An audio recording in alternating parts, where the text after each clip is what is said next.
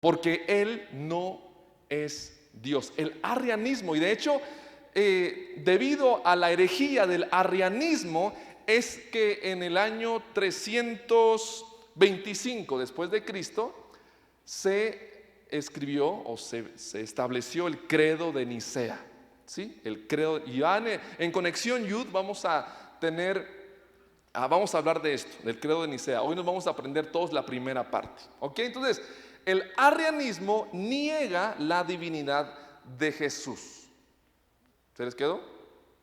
Esa doctrina considera que Cristo es una criatura inferior a Dios, y nosotros no podemos creer en eso. Muy bien, siguiente herejía, el unitarismo. El unitarismo. Creen en un solo Dios, pero niegan la Trinidad. No creen en el Padre, en el Hijo y en el Espíritu Santo. O sea, solamente en un solo Dios, ¿ok? Jesús, de hecho, ellos creen que Jesús es el único Dios, no son tres personas diferentes, ¿sí? No creen, como lo decía antes también, similar al anterior, no creen que debamos adorar al Padre, ni que debamos adorar al Espíritu Santo, solamente a Jesús, ¿sí? Ahora, esto del unitarismo, tal vez no lo habías escuchado antes, pero estoy convencido de que has visto videos en Instagram o TikTok de personas que son unicitarias.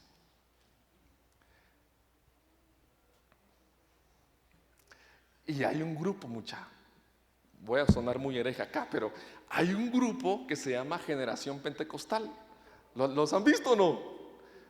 No lo busquen, no, búsquenlo si quieren, pero mi novia me va a regañar. Pero ¿saben? Salen chavitas medio bonitas, feas, están feas, pues están feas. Y son virales, pero no creen en la Trinidad. No creen en la Trinidad.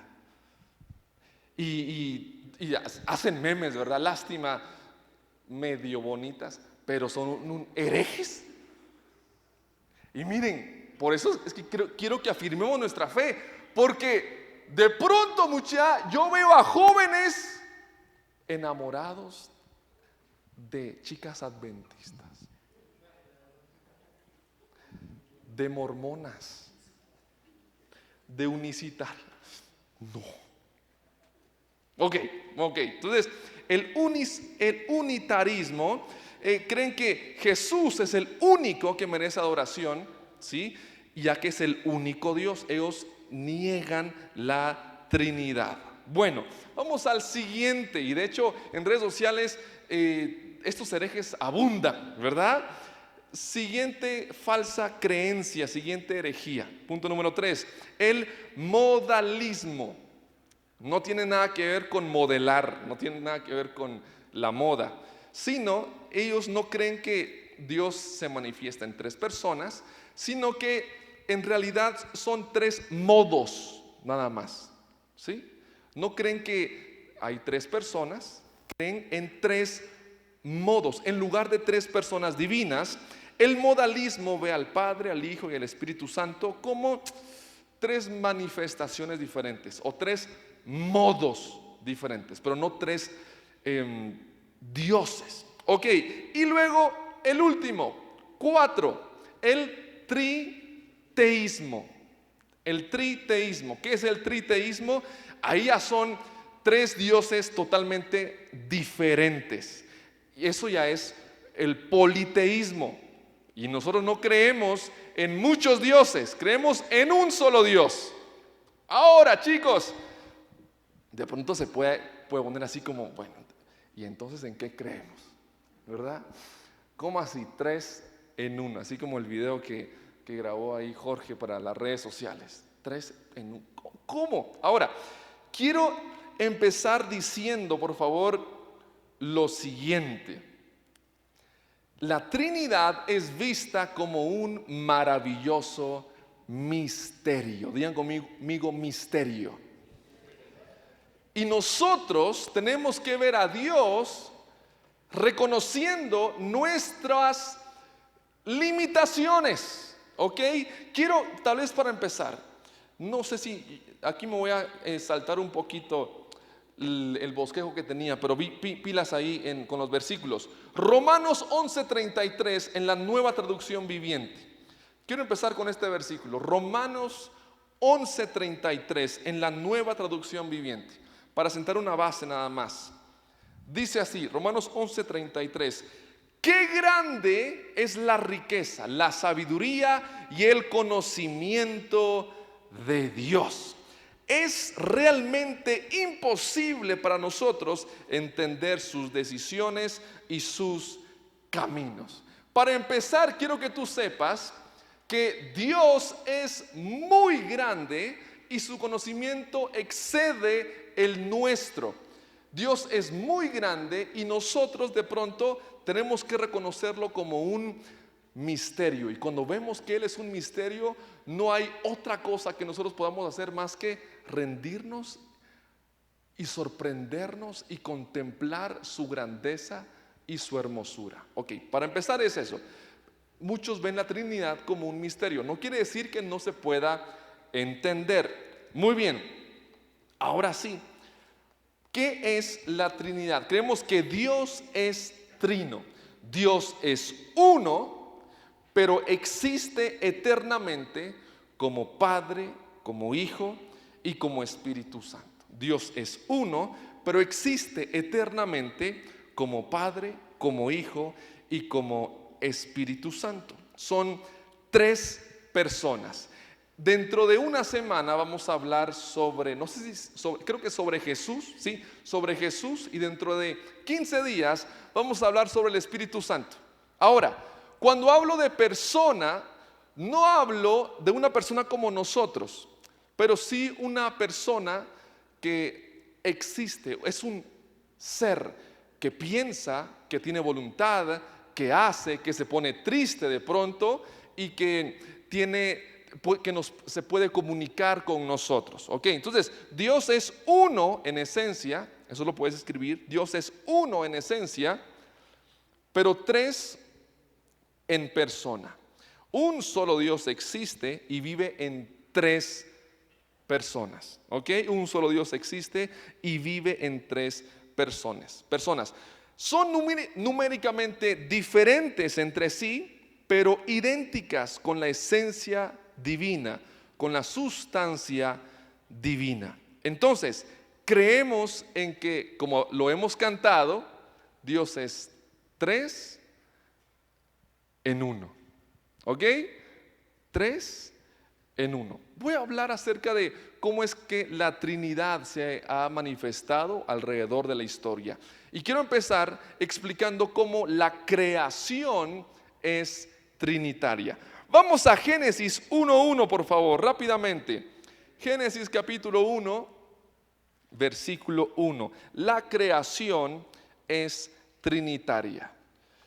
Estamos listos para debatir con los unitarios, con los herejes, listos para debatir con ellos. Génesis 1:1 dice: en el principio creó Dios los cielos y la tierra.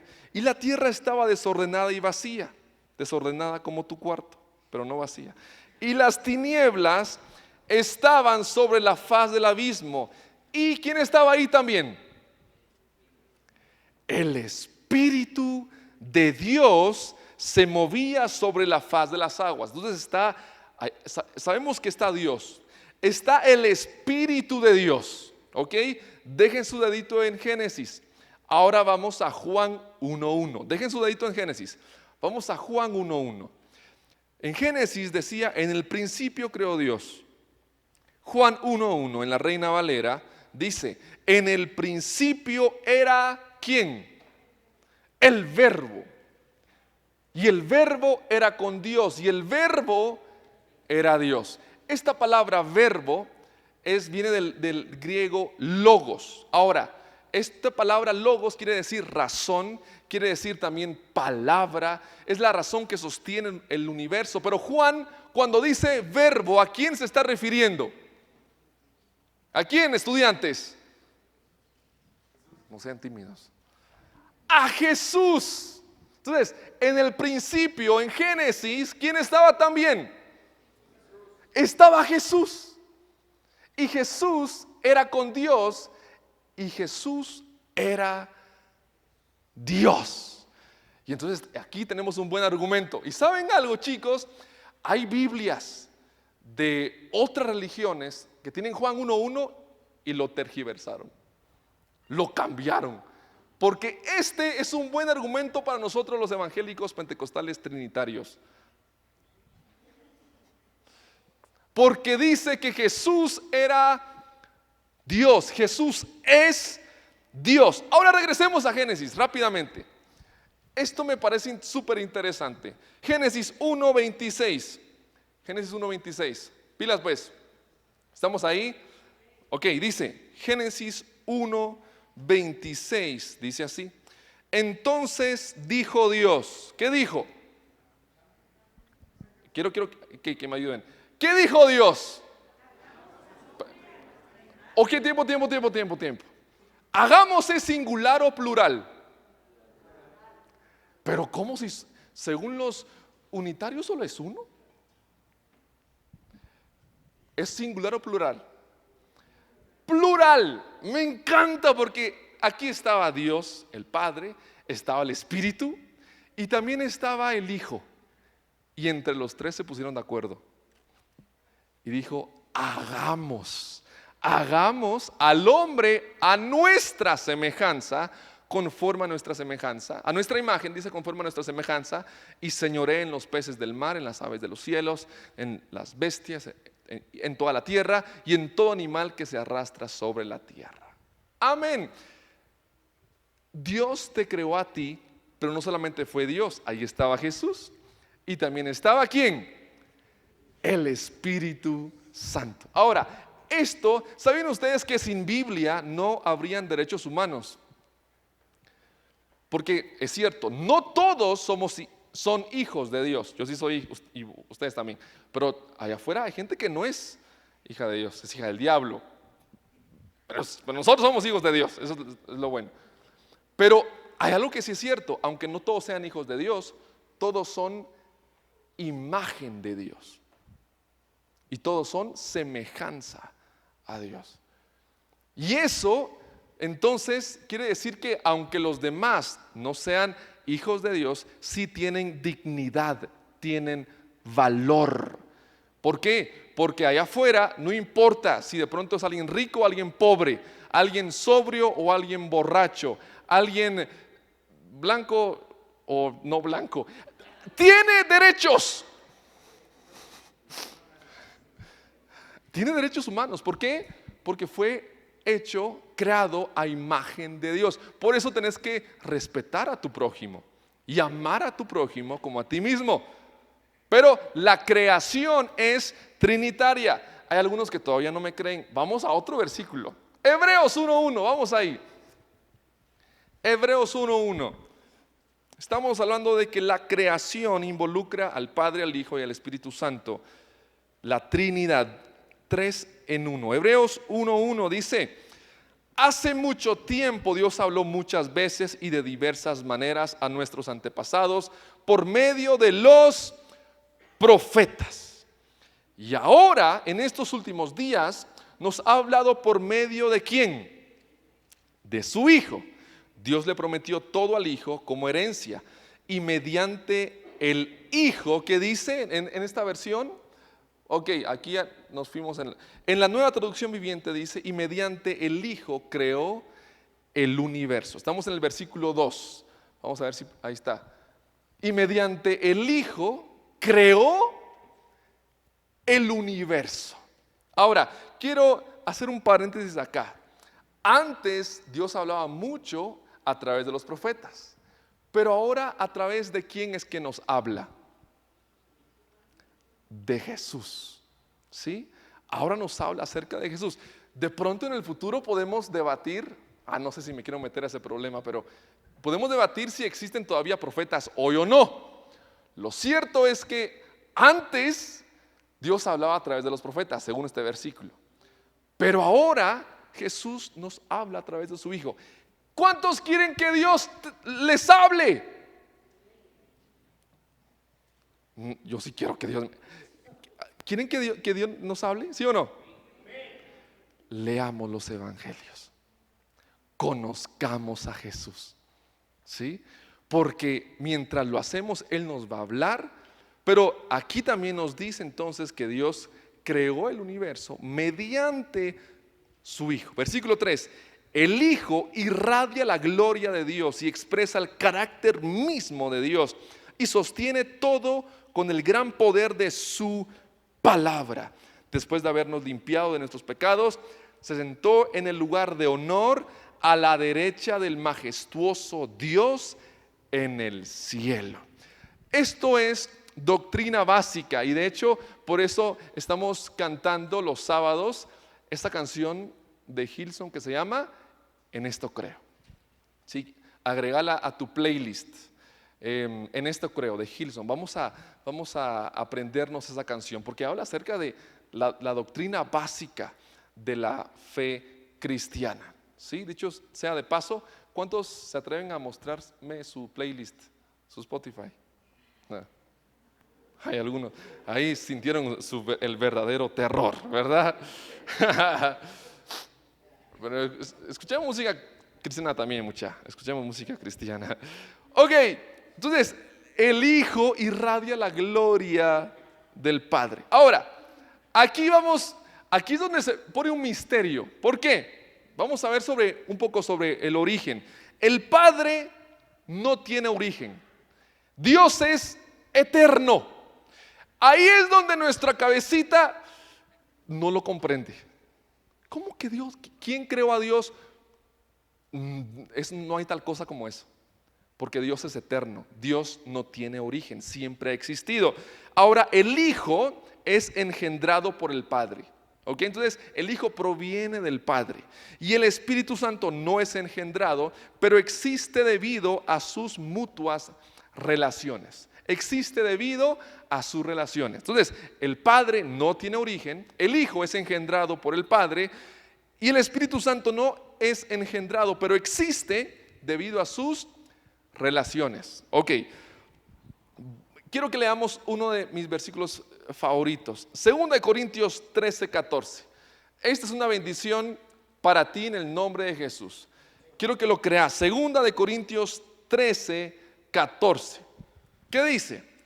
Nueva traducción viviente. Dice así: que la gracia del Señor Jesucristo, el amor de Dios y la comunión del Espíritu Santo sean con todos ustedes. Ese es mi deseo. Yo quiero bendecirte hoy con este versículo y decirte y de verdad creer que la gracia del Señor Jesucristo, que la gracia del mismísimo Hijo de Dios, que el amor de Dios y la comunión del Espíritu Santo sea con todos ustedes. ¿Cuántos quieren eso? Amén. La gracia del Señor Jesucristo. Gracia, ese favor. Hace unos años tuvimos una serie y hablamos sobre la gracia. Y la gracia es un regalo que no merecemos, pero es más que eso. ¿Sí? La gracia es favor, la gracia es belleza, gracia es perdón, gracia es bendición. La gracia de Jesús, el amor de Dios y la comunión del Espíritu Santo sea con todos ustedes. Entonces, el Padre se relaciona con el Hijo con el Espíritu Santo y el Espíritu Santo con el Padre. Vamos a ver si tenemos la imagen. Vamos a ver si envíe una imagen a producción. Tal vez esta imagen nos ayude a entender un poco más cómo es que son tres en uno. Aquí está. Esto es Dios. ¿Sí? Esto es Dios. Dios es Padre, Dios es Hijo y Dios es Espíritu Santo. El Padre es el que envía al Hijo a la tierra. ¿Sí? Y luego el Padre y el Hijo envían al Espíritu Santo. Ok, entonces sí, en toda la Biblia han estado los tres, pero hay ciertas procesiones, hay cierto orden, porque vemos en el Antiguo Testamento que constantemente se dice que Dios es uno. Ahí está el Padre. Pero luego en el Nuevo Testamento el Padre envía a su Hijo Jesús. Y después en Hechos 2, en el Pentecostés, la promesa del Espíritu Santo. Dios y el Hijo envían al Espíritu Santo. Esta imagen nos ayuda a entender qué es el Espíritu Santo.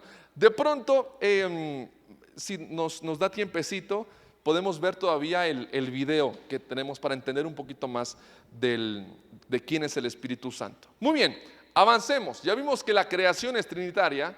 Segundo, la creación es trinitaria. Segundo, la salvación. Digo conmigo, la salvación es trinitaria. La salvación es trinitaria. Esto que estamos viendo, chicos, es muy importante. ¿Por qué? Porque ¿qué pasa si de pronto alguien viene y te pregunta, ¿cómo es eso de la salvación? ¿Cómo es eso de que Dios me quiere dar vida eterna? ¿Cómo es eso de la Trinidad? Tú tienes que tener una respuesta clara para responder, para dar razón de lo que tú crees. Ok, salvación trinitaria. Juan 17:3. Vamos a ir rápidamente. Vamos en la Reina Valera, lo vamos a leer. Juan 17:3. Excelente. Juan 17:3. Dice así, Reina Valera, y esta es la vida eterna. ¿Qué es la vida eterna? Que te conozcan a ti, el único Dios verdadero, y a Jesucristo, a quien has enviado. ¿Sí? Entonces, aquí podemos meternos a un problema grave. ¿Será que los que no creen en la Trinidad van a ser salvos? Que aquí es un problema, porque tienen que creer que tienen que creer que Dios ha enviado a Jesucristo y que Jesús también es Dios. Entonces tal vez no me atrevo a decir, se van a ir al infierno. No, tal vez no, pero sí me preocupo. Pobres las de generación pentecostal. Sí, hay cantantes que no creen en la Trinidad y cantamos a veces hasta sus canciones. Bueno, es un problema ahí, pero bueno. Esta es la vida eterna, que te conozcan a ti, el único Dios verdadero, y a Jesucristo, a quien has enviado. La salvación es trinitaria, porque el Padre planifica la salvación, ¿sí? El Padre planifica la salvación. Segundo, el Hijo ejecuta el plan de salvación. Y tercero, el Espíritu Santo garantiza la salvación. Primero, el Padre planifica la salvación. Segundo, el Hijo ejecuta el plan de salvación. Y tercero, el Espíritu Santo garantiza nuestra salvación. Vamos a Efesios capítulo 1, versículo 3. Efesios 1, 3. Ok, en la Reina Valera dice: bendito sea el Dios y Padre de nuestro Señor Jesucristo, que nos bendijo con toda bendición espiritual en los lugares celestiales en Cristo Jesús, según nos escogió en Él antes de la fundación del mundo, para que fuésemos santos y sin mancha delante de Él. Aquí vemos cómo Dios nos ha escogido. Me encanta pensar en esto. Antes de la creación del mundo, Dios se sentó en su escritorio y empezó a planificar. Te planificó a ti, me planificó a mí, te diseñó a ti. Me encanta pensar en eso, porque Dios se sentó ahí en su escritorio, empezó a poner algunos más colochos, algunos más, no sé, más altos, más bajitos, algunos más blanquitos, a otros con más sabor, ¿verdad? Y nos planificó. Y planificó nuestra salvación. El Padre planifica la salvación. Y Él nos escogió y lo hizo desde antes que creara el mundo. Ok, versículo 5. ¿Qué hace el Hijo?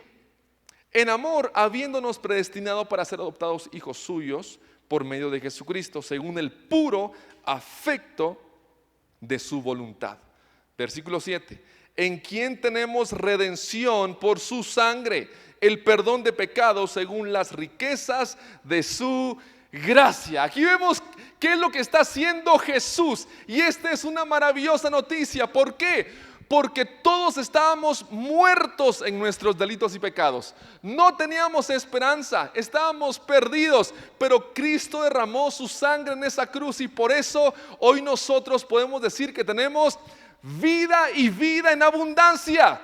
Nuestro nombre está escrito en el libro de la vida, porque aunque estábamos sucios y estábamos contaminados por el pecado, Cristo nos ha redimido. ¿Sí estoy con pentecostales o con testigos de Jehová? No. Cristo te limpió. ¿O hay alguien que no sea pecador aquí? ¿Hay alguien santo, perfecto aquí? Le pedí a Dani Arriaga que me hiciera un favor en la entrada, que si él veía a una persona buena, que no la dejara entrar.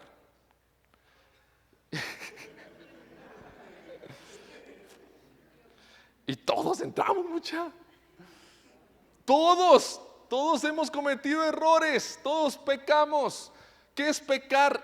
Pecar viene del griego amartía. Amartía. ¿Qué significa amartía? Es errar al blanco. Algunas fueron a la feria, han ido a la feria, y a veces yo siento que tienen chanchullo esas cosas, porque uno apunta bien, pero no le da. O con los globos, o con el tiro al blanco, con la pistolita, y fallás. Eso es pecar. Y todos teníamos un blanco y la regamos, muchis, la regamos. Pero Dios es rico en misericordia y nos amó, amén, y nos dio vida, y tenemos ahora un propósito, un sentido. Yo creo que voy a ir a probar a la iglesia de Generación Pentecostal. Ahí tal vez sí aplauden un poquito más. Entonces, el Padre planifica la salvación, el Hijo ejecuta el plan de salvación, y vamos a ver qué es lo que hace el Espíritu Santo. Versículo 13, Efesios 1, 13. Dice así: en él también vosotros, habiendo oído la palabra de verdad, el evangelio de vuestra salvación, y habiendo creído en él, fueron sellados con el Espíritu Santo de la promesa, que es las arras, o en otra versión dice que garantiza. Danielito, ¿cómo lo dice en el versículo 14?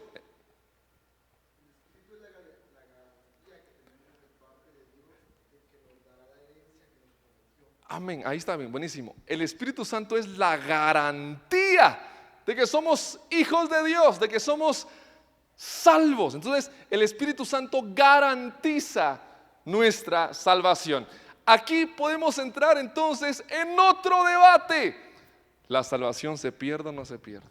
Uf, qué problema. ¿Se pierde o no se pierde? ¿Ya vieron? Ya nos dividimos acá. Bueno, es un problema que lleva más de 500 años. En veces sí se pierde, en veces no. Alguien dijo que teníamos que vivir nuestra vida como que sí se perdiera, pero dormir tranquilos pensando en que no se perdía. Pero bueno, ese es un debate que lleva muchos años. ¿Se pierde o no se pierde? Quiero que sepas esto: si el Espíritu Santo es el que garantiza tu salvación, muy difícilmente se va a perder eso. ¿Sí o no? ¿Sí o no? Eso es algo muy bueno. ¿Por qué? Porque cuando uno crece y uno escucha constantemente la salvación se pierde, la salvación se pierde, uno piensa algo malo y ojalá que Cristo no venga, si no ahorita me voy al infierno.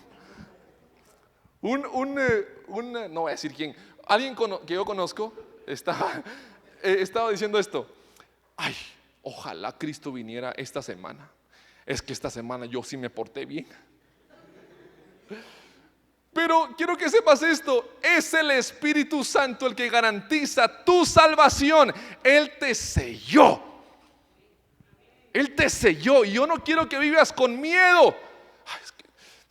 Ahora, si te estás portando mal, entonces deja también de portarte mal, va.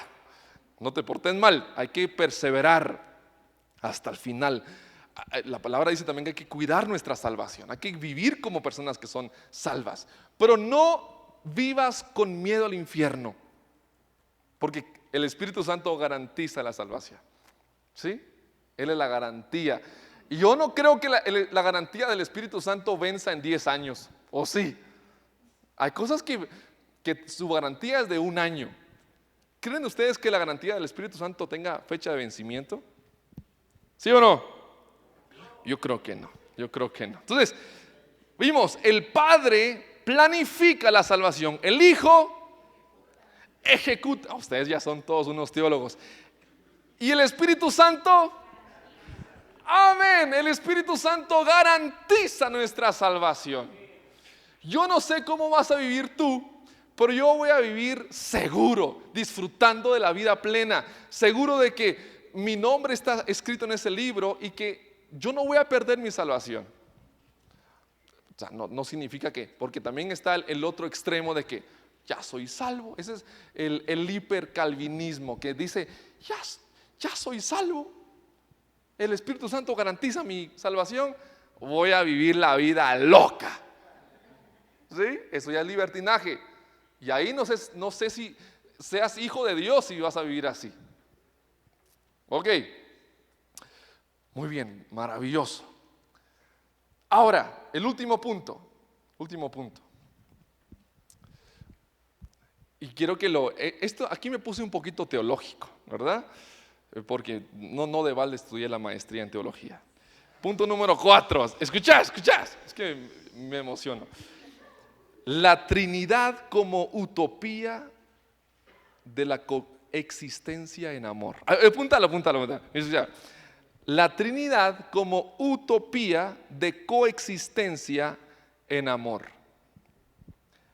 La Trinidad como utopía de coexistencia en amor. ¿Cómo así? ¿Qué es una utopía?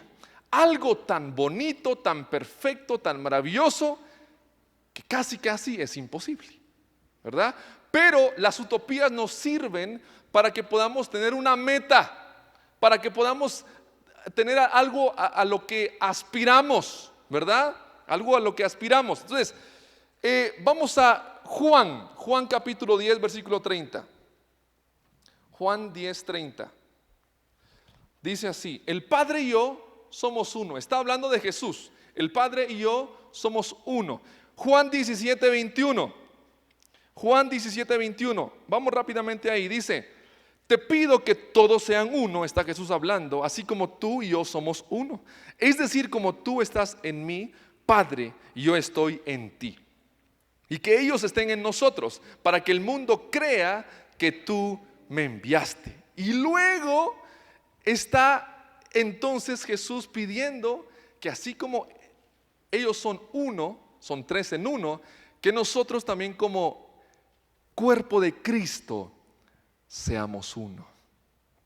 Padre, que ellos sean uno como nosotros somos. Te pido que todos sean uno para que así como nosotros somos uno.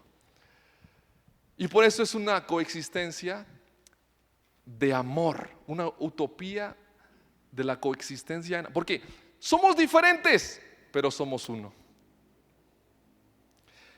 Todos, mira, como cuerpo de Cristo, somos tan diversos.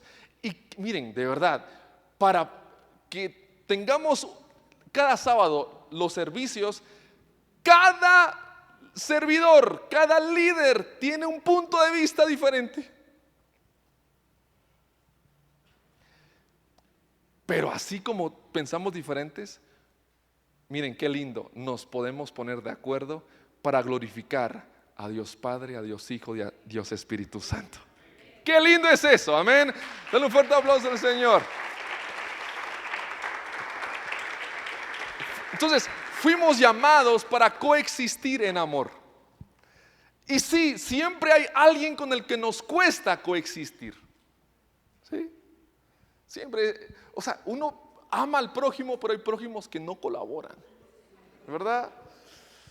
Pero Dios nos llamó a eso, a coexistir en amor. en amor, porque lo que une al Padre con el Hijo, al Hijo con el Espíritu Santo y el Espíritu Santo con el Padre, es el amor. Y lo que nos va a unir con nuestros hermanos es el amor. Pero el amor ágape, ¿sí? No el amor eros, porque eso ya es otra cosa. Es el amor, el amor de Dios. Entonces, la Trinidad también tiene implicaciones con nuestras relaciones. Estamos llamados a amar.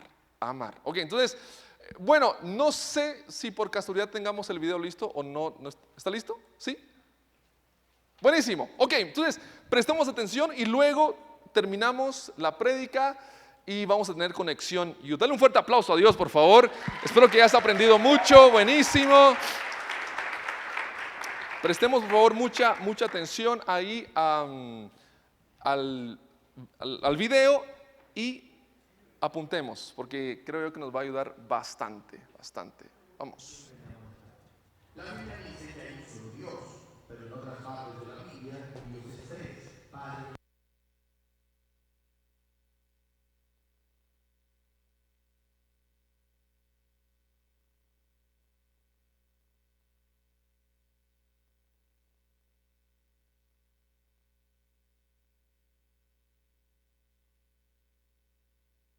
Aquí hay un plano bidimensional y aquí hay un objeto de 3 dimensiones que pasará a través del plano 2D. Ok, está bien. Desde esta perspectiva, el objeto 3D está arriba y abajo del plano. Ahora tiene sentido. Pero imagina que eres una persona 2D atrapada en el plano 2D. ¿Qué es lo que verías? No lo sé. ¿Qué es lo que vería? Bueno, se vería así. Oh, sí, ok. Desde esta perspectiva parece imposible. Es un objeto, luego 2 objetos y luego 3. Pero en realidad todos son uno, solo que no de una manera en que puedes entenderlo. Ahora, tomemos esto como una analogía visual de cómo experimentamos a Dios. La Biblia dice que Dios es trascendente, un ser divino a través de quien vivimos, nos movemos y existimos. O como dice Dios, yo soy. Está bien, pero yo vivo aquí en este universo, así que cuando Dios aparece tendrá sentido en algunas maneras, pero en otras maneras romperá mis categorías. Exactamente.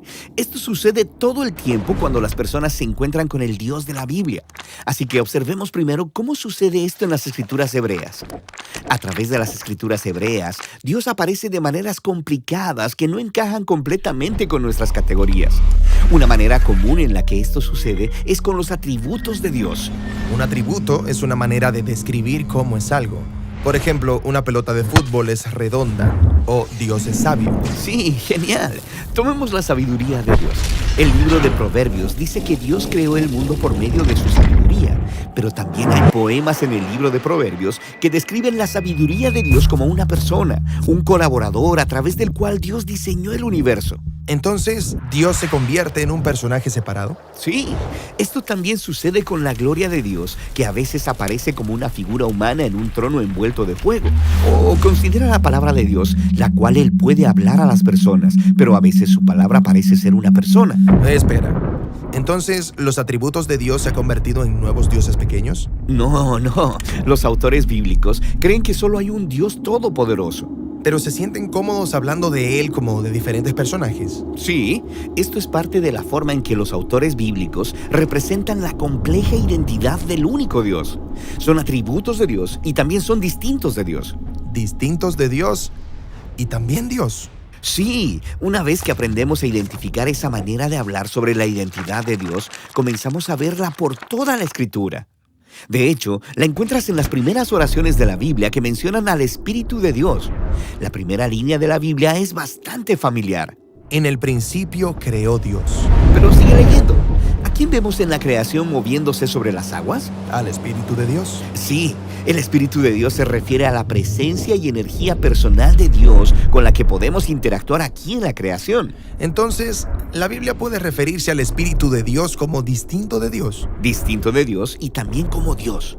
Es el Espíritu de Dios. Aunque esto suena extraño desde nuestro punto de vista, es esta complejidad lo que los autores bíblicos están intentando que logremos ver. Entonces, hemos hablado de los atributos de Dios y del Espíritu de Dios. Ahora hagamos una última parada explorando la compleja identidad de Dios en las Escrituras hebreas con el personaje llamado el Hijo del Hombre.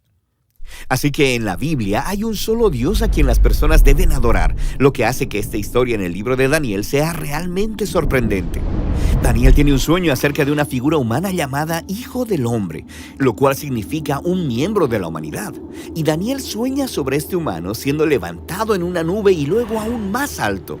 Hasta el espacio de Dios. Sí, y luego este humano se sienta a la derecha del trono celestial de Dios y toda la humanidad adora a este humano al lado de Dios. ¿Un humano donde esperamos ver a Dios? Sí, este humano es parte de la identidad de Dios. Esta visión trata sobre la esperanza culminante de toda la historia bíblica. Dios y la humanidad se hacen uno para poder gobernar el mundo, juntos como uno. Entonces, el Hijo del Hombre es distinto de Dios y es también Dios. Exactamente. Entonces piensa en todo lo que hemos observado. En las escrituras hebreas, la identidad de Dios es compleja. Entonces, cuando los seguidores de Jesús se encontraron con Dios como Padre, Hijo y Espíritu, ellos ya tenían categorías sobre cómo estos podían ser el Dios único de la Biblia. Está bien, hablemos de eso. Ok, en el Nuevo Testamento se nos presenta a Jesús de Nazaret y Él es humano, pero también mucho más que eso. Su manera favorita de referirse a sí mismo era el Hijo del Hombre. La figura en la visión de Daniel. Y se dice que este Dios complejo se hizo humano para unir a otros humanos con Dios. Ok, entonces los evangelios describen a Jesús como completamente humano. Y también como Yahweh, el Dios de Israel. Jesús iba diciendo y haciendo cosas que solo Yahweh puede hacer, como perdonar pecados o calmar aguas tormentosas.